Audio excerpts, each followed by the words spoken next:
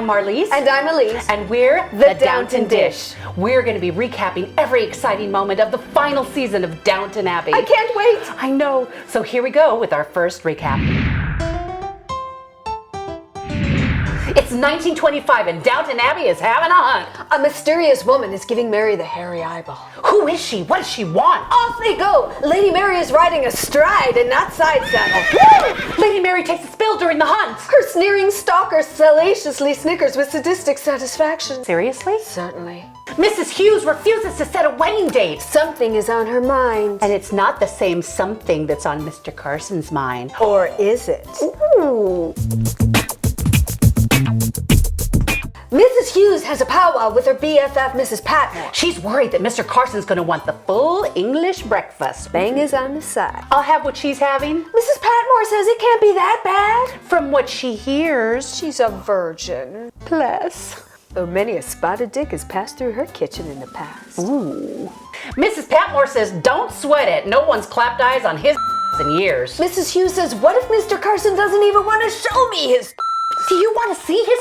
He probably hasn't even seen his own for years. So Mrs. Patmore has to run interference and get the 411 from Mr. Carson and what his expectations are. Today's segment was brought to you by the word dogs.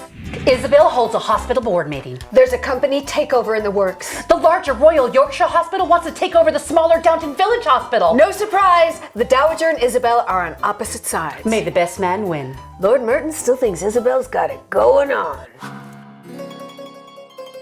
Isabel, Lord Merton.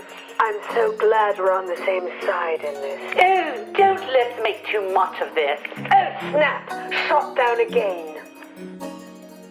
Lady Mary returns from the hunt. The sneering stalker is Rita Bevan. The chambermaid from the hotel where Lady Mary and Tony Gillingham had their unfulfilling love tryst. She's blackmailing Mary to the tune of £1,000. Or she'll spill the beans on the whole tawdry affair. Mary, unaffected, raises her perfectly tweezed eyebrows and says, "You're not the first person to try to blackmail me." Or the best looking. Anna's upset. Again! She's still on bail and waiting to be cleared of Green's murder. And she thought she was pregnant, but it was a false alarm. It's happened before. She might not be able to have children. Lord Grantham is thinking of cutting costs. After all, does anybody really have an under-butler these days? But Mr. Carson expects him to run things accordingly. Robert says he's not asking him to wield a scythe. Scythe? Scythe? Scythe. The servants have caught wind of the impending redundancies. Barrow is worried and lonely. Denker makes Spratt think that he's going to be kicked to the curb before she is. After all, the Dowager needs someone to help her get dressed. Quite right. Mrs. Patmore asks to speak to Mr. Carson in private. She's there to talk about the marital terms. She dances around the real reason she's there. She throws a couple back and she's not able to spit it out. Mission not accomplished. Poor Edith is a woman of the world now. She's off to London to see her tenants and her editor. And perhaps keep the flat for herself. She's sassy. Single lady of London. Rita, the Liverpudlian blackmailer, arrives with a fake letter from the Dowager to Lady Mary. She finagles her way into Lady Mary's room. How dare you, says Lady Mary. Rita says your secrets are going to be spread all over the news of the world. Everybody gonna be up in your business. So Lady Mary has Anna take out the trash. Sergeant Willis has arrived to tell the Bates that someone has confessed to Green's murder. Another woman he's taken advantage of. But no one can corroborate. Will we? That's why. Wow. Mr. Mason comes to see Lord Grantham. Mallerton has been sold, so Mr. Mason is going to get kicked off his farm. Mrs. Patmore and Carson finally have the talk. He's worried that Mrs. Hughes has changed her mind. But Patmore tells him it's only the wifely duties that's on her mind. Wifely duties? Wifely duties. Wifely duties.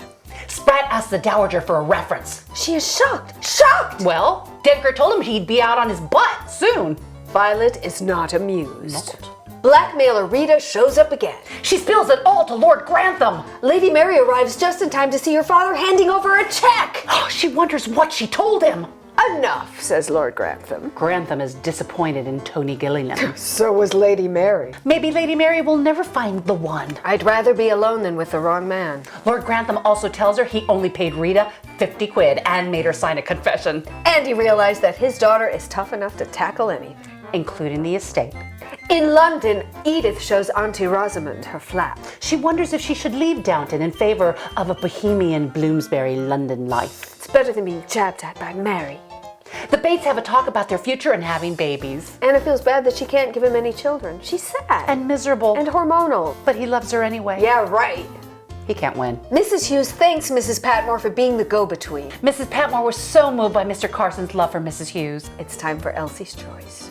Everyone's off to the Mallerton estate auction. Including Daisy and Mr. Mason. Daisy uses her new educated voice to shout about Mr. Mason's rights to the new owners. She goes full-scale bunting on Mr. Henderson, and she only makes matters worse. Isabel comes to make peace with Violet over the hospital. Does it ever get cold on the moral high ground? Violet makes Denker think that it's her job that's in jeopardy, not Spratt's. Sometimes it's good to rule by fear. Sergeant Willis comes back, and this time he's got some good news. What is that good news? Willis got a witness. Willis got a witness. Woo! Yeah! Break so the beats and cream. Woo! Yeah! We got yeah! Got a witness. Marlise, it's turning into Liberty Hall. Quite right. Mr. Carson tells Daisy she won't be fired for her outburst. Meanwhile, Lord Grantham discovers the existence of the refrigerator. And Mrs. Hughes finally accepts Mr. Carson, shagging and all. They kiss. Oh, there's gonna be a wedding in Downton! Woo!